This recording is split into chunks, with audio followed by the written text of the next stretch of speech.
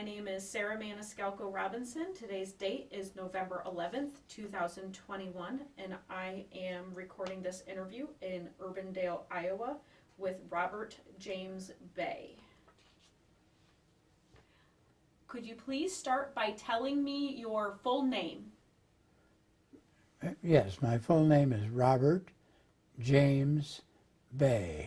Okay, and what year were you born? 1931, What's your birth date? August 27th, And where were you born? in Des Moines, Were you born in the hospital or at home? Mercy Hospital. Wow. Back then it was pretty special to be born at a hospital. Well, maybe so, but thankful it was. Were you more of a city kid or a farm kid growing up? A city kid. Okay. What was Des Moines like in the 1930s? In what way would you? Well, we were having the Great Depression during then. Yes. What was your family like? Well, I was the third child of four that were my family. And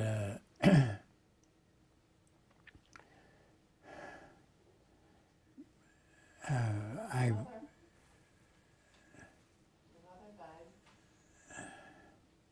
thank you. My mother died when I was 4 years old. And my aunt on my father's side and grandmother on that side came to live with us and take care of us kids. When I was 4, my youngest sibling was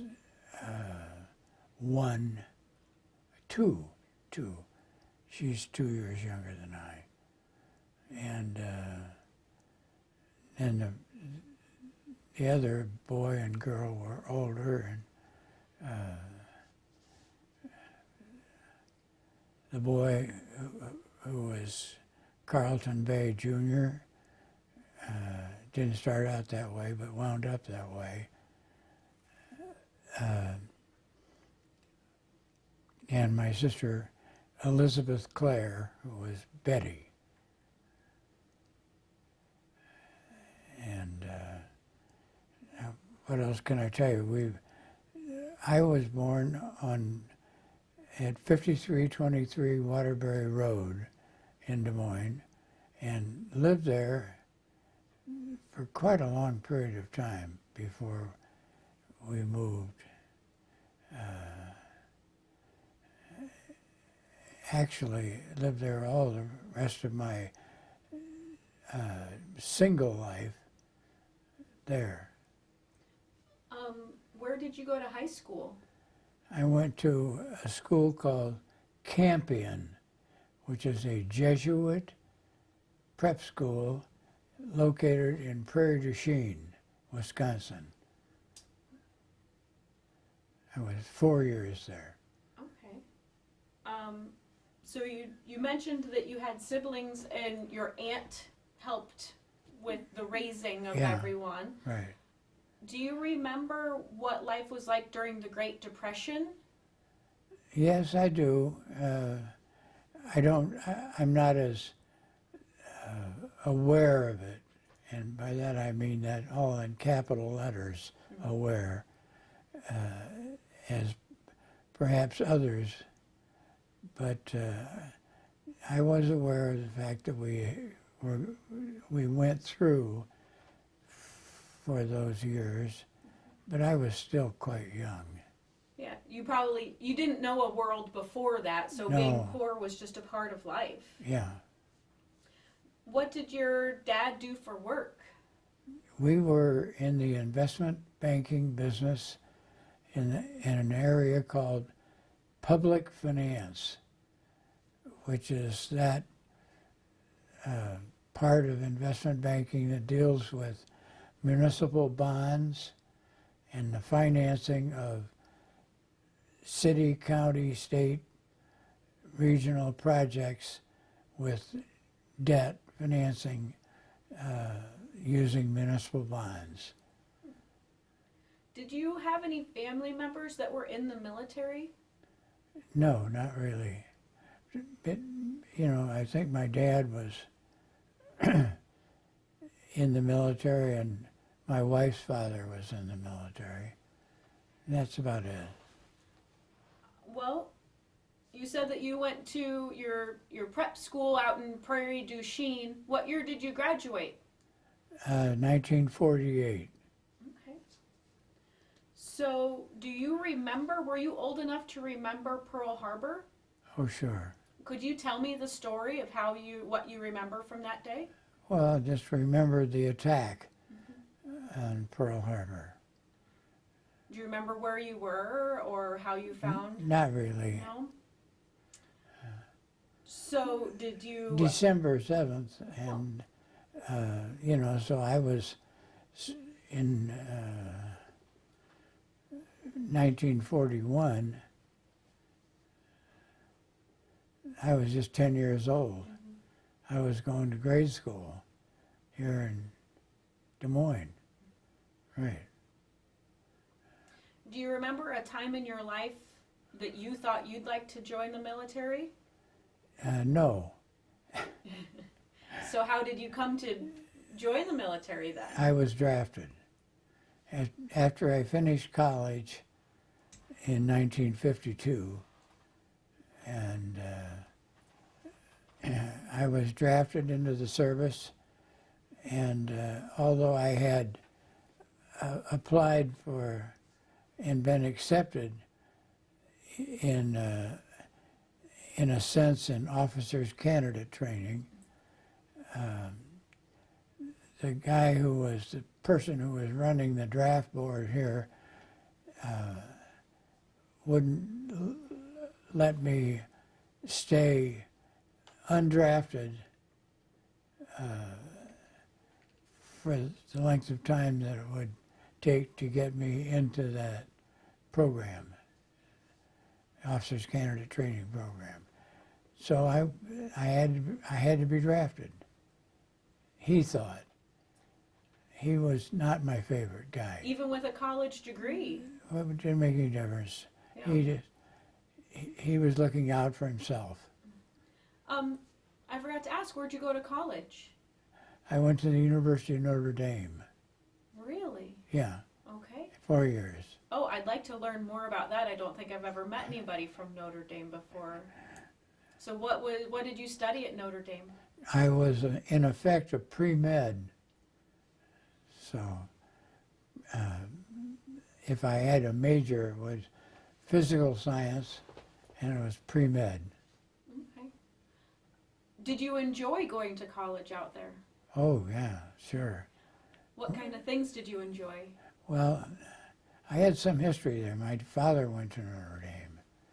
My brother went to Notre Dame, my older brother. I enjoyed every facet of Notre Dame. So you said as soon as you graduated, though, the draft letter showed up, so Right. you did not have an opportunity Right, at that point to do differently. to do different. So what branch did you get drafted into? Well, it depends on what your basic training is. And I went to Fort Leonard Wood, Missouri for infantry basic, and then stayed there but in a different part of the fort for combat engineers basic training. And that was a total of 16 weeks, 8 in each. What kind of things do you learn about at combat engineer training? Not much. How to How to blow things up? Yeah, sure. How to fight. Okay. At that time in your life, had you heard of Korea?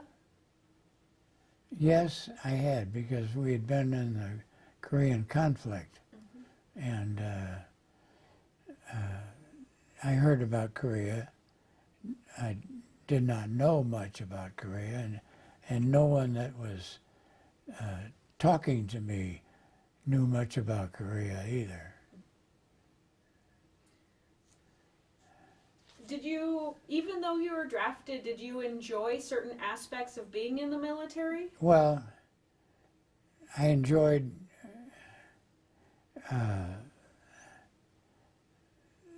after basic training, I enjoyed the participation that I had in what I was going to do from that point on. And that amounted to,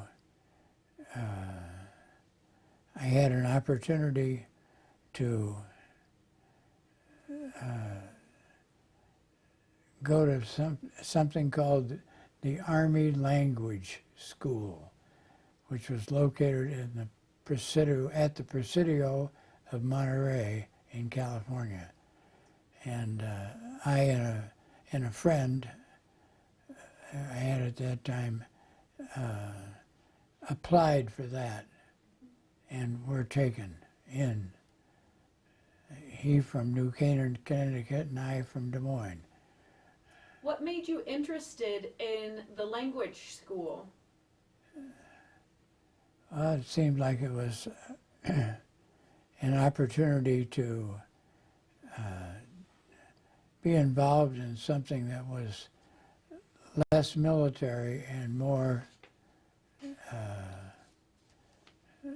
supportive of a future.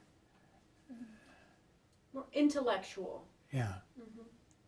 Did you enjoy studying and learning new things?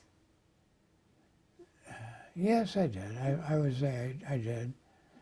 I don't know that I could say I enjoyed studying and learning Korean, which is the language that I took. But once I got into it, I became definitely a part of it.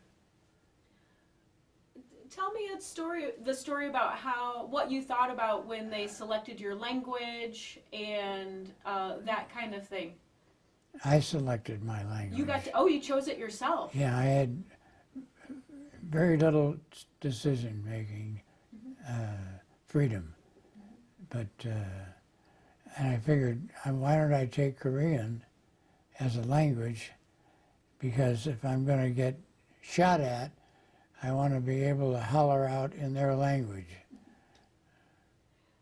Do you still remember some of the words? Oh, sure. Really? That's great. So, how long was the school, the Korean language school? A year. 1 full year. Yeah. Then what? Then where did you go after you were done at the school? I continued on with advanced language training in Tokyo at what was called North Camp Drake. And that was for about 4 months, advanced language training. mm-hmm. Then I was assigned to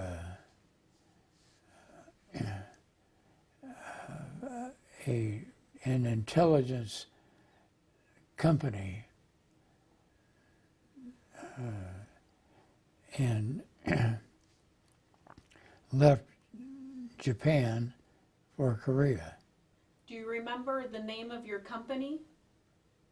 Yeah, the 111th Military Intelligence Unit. And where were you stationed in Korea? Mostly in Seoul, but I landed in Busan and then went up to Seoul, and then from then we were assigned an interrogation headquarters in a town called Chuncheon, which was about halfway across the 38th parallel in South Korea, of course. What did you think about the country as a whole when you first got there? Like your initial reaction, coming from small town Iowa to Korea? Not much. I got along all right. Not a problem. Good. How about your living quarters? Did they give you pretty nice living conditions? They're reasonable, considering the fact that we were in Korea and we still had a war zone situation to live with. Yeah, I had a tented facility. So you slept in a tent area. Did you have roommates? I had several, but there were various elements of the tented facility that were more individual rooms than they were massive tent accommodations. What would you say your job was? Like your daily routine? We had really two distinct categories of people that we interrogated, and they were line crossers, that's crossing the 38th parallel from north to south, and our military police would arrest them, bring them to our facility, and we would interrogate them. And then we also had prisoners of war that were, line crossers were more civilians trying to get away from the north. Prisoners of war were people who were trying to infiltrate the 38th parallel, and our military captured them because they shouldn't be there and brought them into our place, and we interrogated them. The line crosser category, when you spoke to them, what kinds of reasons were they trying to escape? Civilization.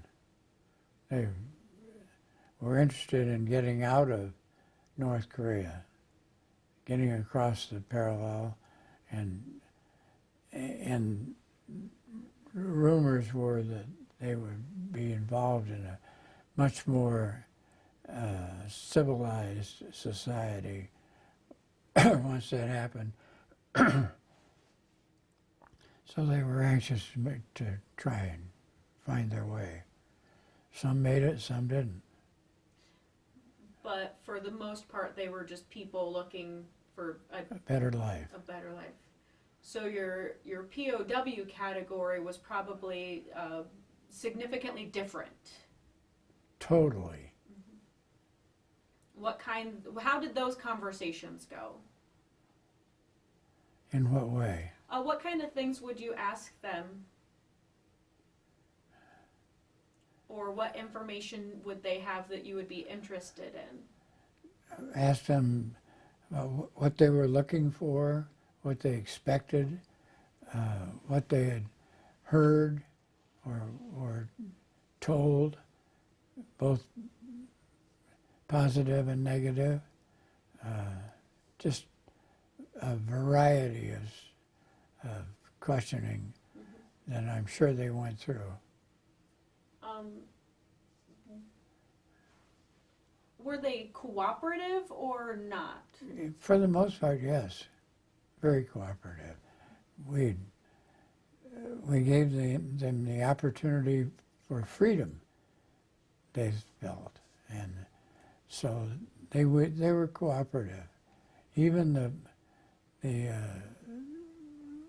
those that we captured that were effectively still in the military discipline of North Korea. Yeah. So even they were interested in a better life. Well, they heard about it and couldn't believe it. What kinds of things did they find fascinating about us that they would hear rumors to see if it was true? Well, the amount of freedom that we enjoyed, up and down the scale, was They didn't have that at all. no, not at all. From the questions that you were able to ask of the people that you spoke to, what was your opinion of what living in North Korea would be like? Well, it depends upon what part of North Korea you were in, that's for sure. But if they could be separated from the war conflict, that was definitely a positive element. But the closer you got to the 38th parallel, the more involved you were in military discipline, and they really didn't care for that. For the most part. I mean, there were some that did, of course. Can't rule everybody out. Did you have an opportunity to speak with some of the South Koreans? Oh, sure. Would you consider them to be friends, and you Yeah. spoke with them about just life in Korea? Yeah, sure. So tell me about some of those friendships and how they lived. Well, they weren't that close because we were on base and we were limited in our freedom for that kind of conversation, or not conversation, but lifestyle. And we respected it. We had, South Koreans were, generally speaking, so appreciative of the fact that we had shut off this conflict and had established the 38th parallel, and were working from that point to do what we could to unify the country, so to speak. Did you ever have an opportunity to enjoy some of their local culture? Oh yeah, sure. What kinds of things were your favorite? Drinks and food. What was your favorite drinks and food? Well, you know, kimchi and et cetera, et cetera, et cetera, on down the line. And in drinks, they had an alcoholic beverage. I've forgotten now the exact name. Were you able to keep in contact with people back home? Yeah, I could write letters and have them processed through the military structure, and I wrote letters back home to my parents,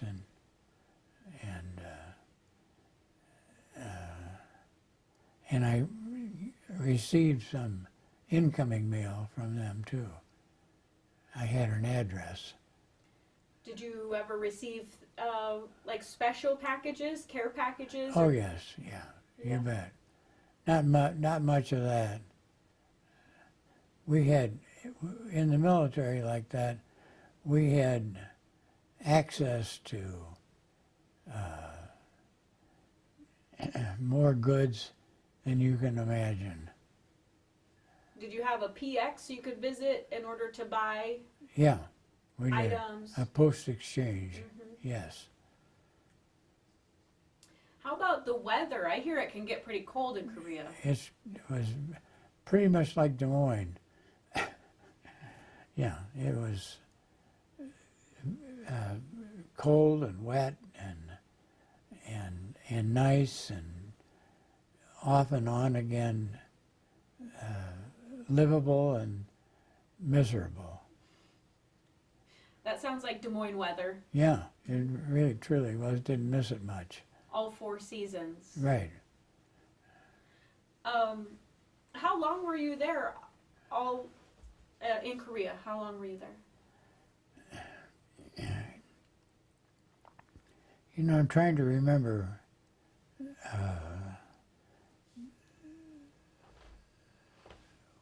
When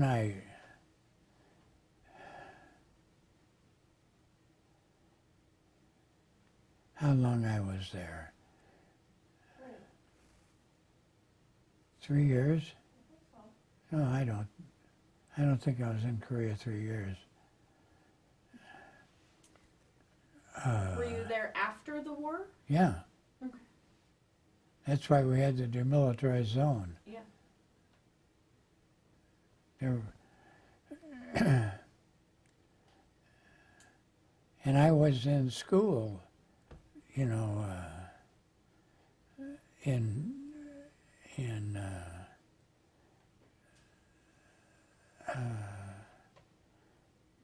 Korea and Japan. Mm-hmm. So that took a while. Yeah. Well, that was a year and a half, Okay. almost. Yeah. Oh yeah. Do you remember? Oh, let's think about it a little bit. Do you remember what year you got to Korea? I left Korea in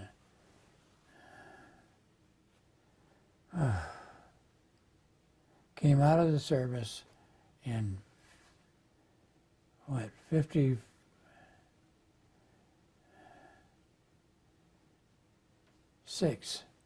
I think.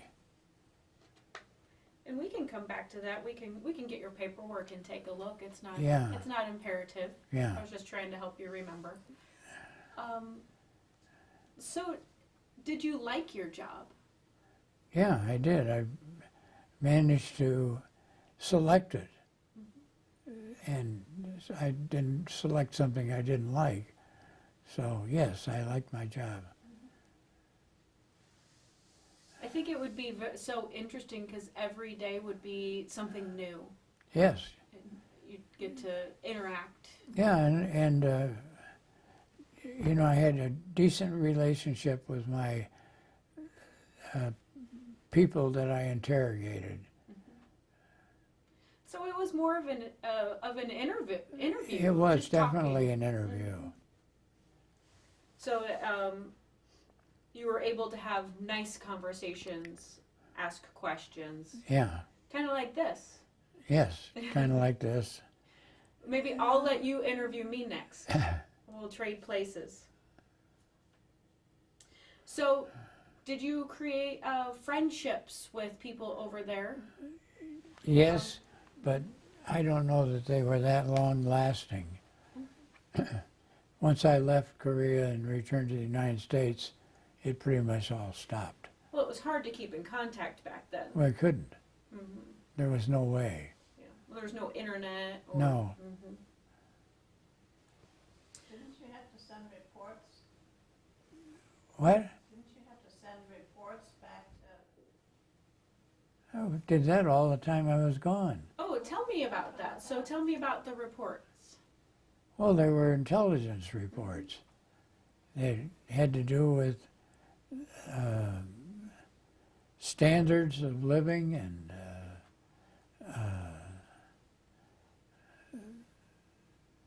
political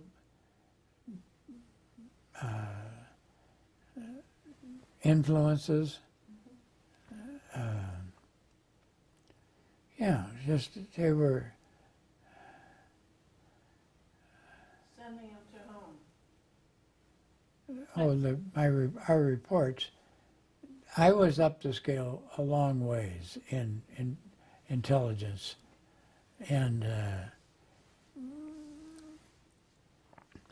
the reports I would do would be completed and finished and sent directly to Department of the Army in Washington, D.C. And it was through that contact, Department of the Army contact, that I got to know who got the intelligence reports and what they were doing with them, if they were doing anything with them. And it was good. Do you have any individual that stands out in your mind that had a very interesting story? Korean? No, not really. They were all interesting. They were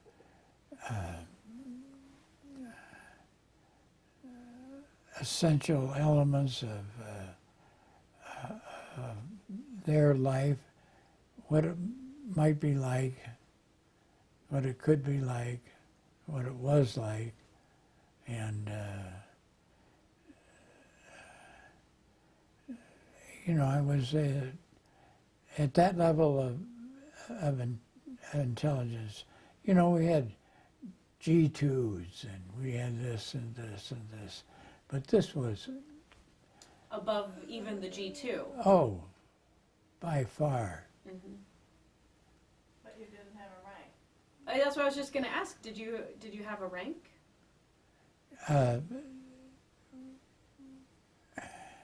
Because I was drafted into the service, you couldn't proceed in rank. So I was always a private E1 or E2. Always. Except when we got to where that made a difference. All of a sudden the Army recognized that that was not a very good idea. Because we were interviewing people that were, many, many ranks above us, interrogating them. And so what happened was that the Army decided that those who were in this section of military intelligence would be classified rank, meaning they wouldn't have any rank at all. They would be known as Mr. What about your uniform? You didn't wear any insignia on your uniform. You just had clothing. Okay, so no name tags, no No. U.S. Army, nothing. No. What kind of clothing would you wear? Regular Just slacks and a shirt? fatigues. Oh, And, so you would have fatigues on? oh, but yeah. Everybody wore fatigues. just with nothing on them. Yeah. Did you ever interrogate or interview someone who was a high-ranking official that you remember their name? Yeah. Just one man specifically that I became well known by and to was General Maxwell Taylor, who was, when I first knew his name, he was commander of the 8th Army in Korea. Then he was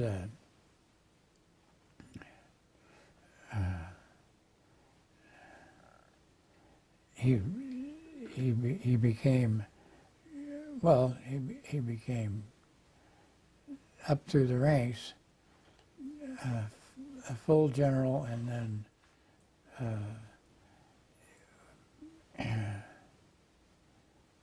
he was chief of staff. And then he was chairman of the Joint Chiefs of Staff. So, Army, Navy, Marines, Air Force, etc. And you worked with him in Korea? I only got to know him a little bit in Korea because of the reports that I sent to D.C. that were disseminated back that he read. And he contacted my unit and and made arrangements for me to, he sent his helicopter up to that town that we were headquartered in at the time, Chuncheon, to pick me up, to take me into Seoul and to meet him, to meet with him. And I did do that, and it was a very interesting involvement.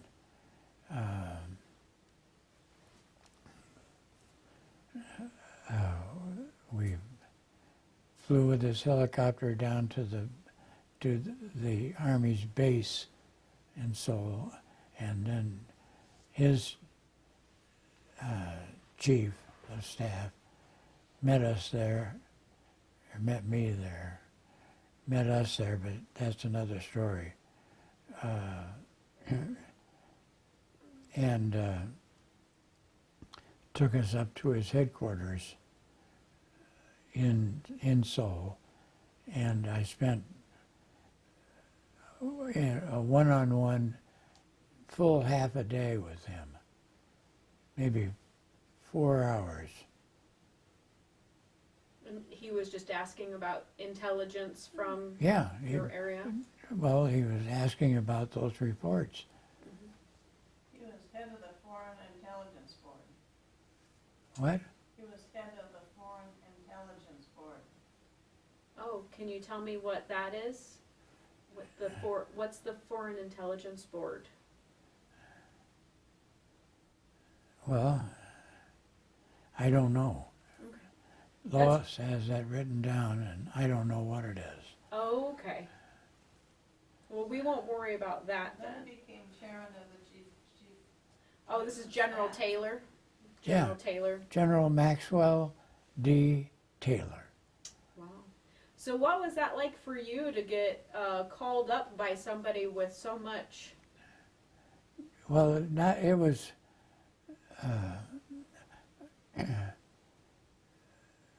It was really affirmation of the value of the intelligence that had gone forward, that he read, that he wanted to know more about, that was so important. Yeah, that's got to make you feel like you're doing a good job. Well, you're doing a job. Mm-hmm.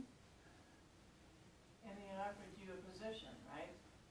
And then what? He offered you a position. Oh, well, the conclusion of all that day that we had together, he said, "What? By the way, Mr. Beh, what rank are you?"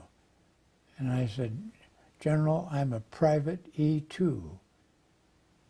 And he was absolutely stunned, because he'd gone through my high school training, my college training, my language training, all of this.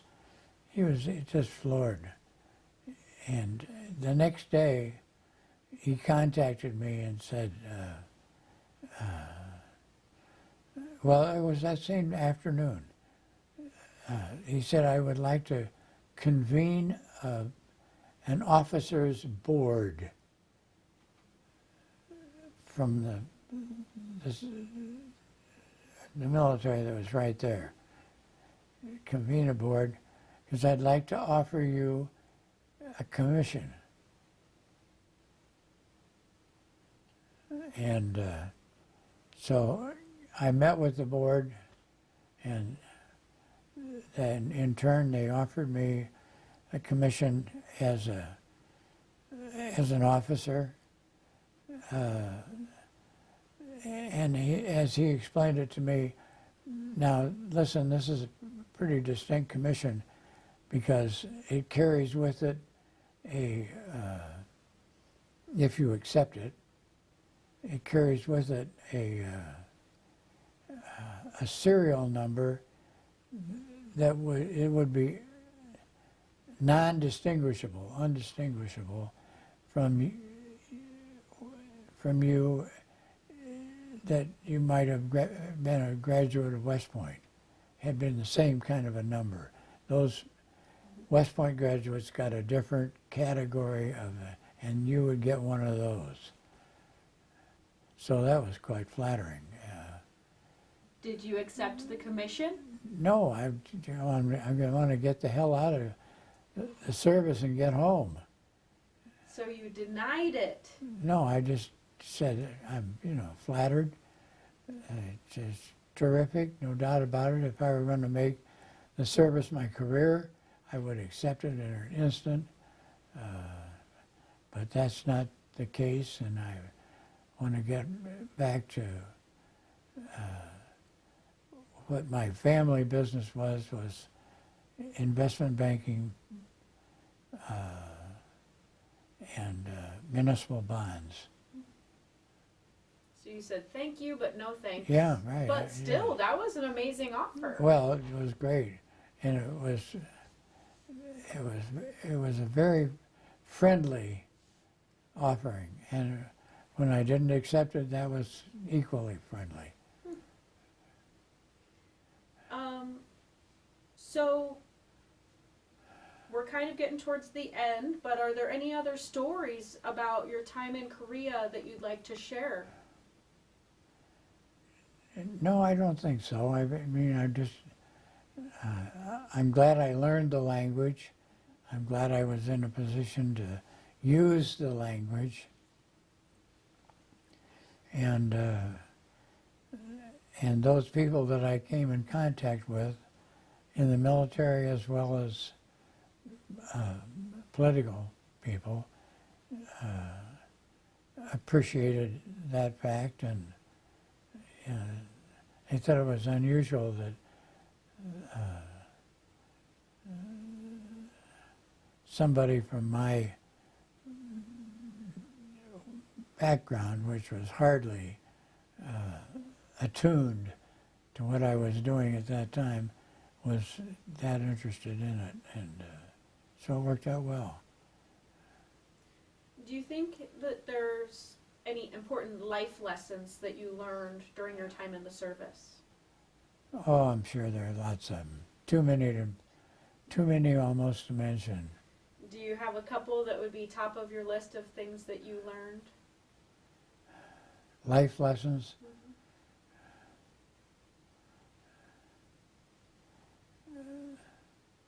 I think just having the opportunity and knowing the results of that opportunity, of trusting people and appreciating friendships and all of that. It's just common life experiences, but nonetheless very important. How about being raised in Iowa and having a Midwestern work ethic? Did that help you in your service? Well, I went away to high school, I went away to college. I didn't have a problem with it. And my dad, my family, my grandmother, my aunts, the whole family were very involved in farm life. They invested in farms, they owned farms, they managed farms. I don't know how many we had, but I would guess in our family probably 10 or 12 farms. Pretty good sized farms. So you knew a good day's work. Oh yeah. Yeah, that was my summertime vacation from high school and college, was working on a farm in West Des Moines, which is, I was old enough to drive our Chevy out and park it, and it was a dairy farm. We raised purebred brown Swiss dairy cattle. So you're saying West Des Moines looked a little bit different back then?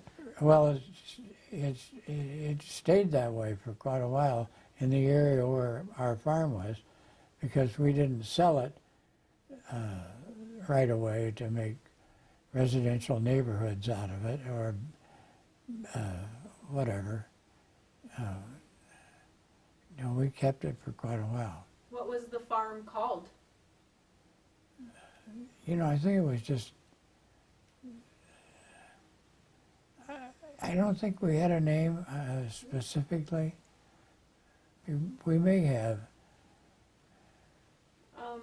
What advice would you give to young people who might be interested in getting into the military?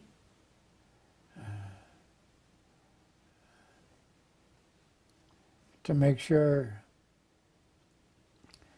that if they were interested, they could be involved in areas in which they could contribute and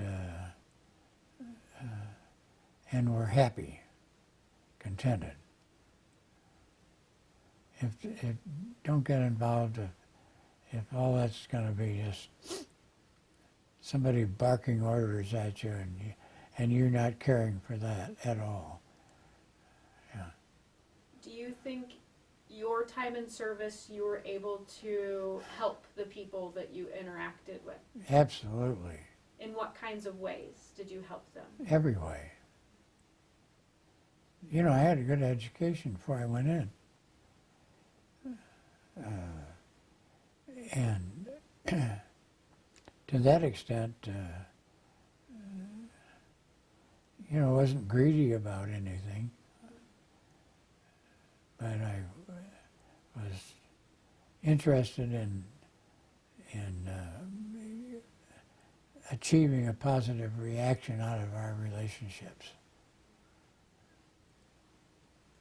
If you had an opportunity to go back and do it again, would you serve again? Well, I never had the opportunity to not. True, very true. You got voluntold. Yeah, right. Absolutely. Lois, are we forgetting anything else? I don't know, I guess